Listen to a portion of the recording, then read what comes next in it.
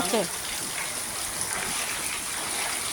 এই হচ্ছে আমাদের শিমুলতলার অবস্থা। দেখেন, পুরুষ মানুষ না হয় এভাবে যেতে পারে, কিন্তু কোনো মহিলা এভাবে যেতে পারবে কীভাবে সম্ভব? একটু বৃষ্টি হলেই রাস্তার এই অবস্থা, বা সবারই পানি উঠে পড়ে।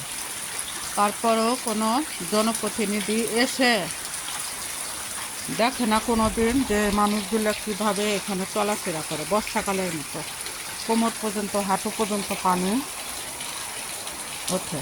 আর একটু বৃষ্টি হলেই আপনার ঘরে পানি উঠে। এখন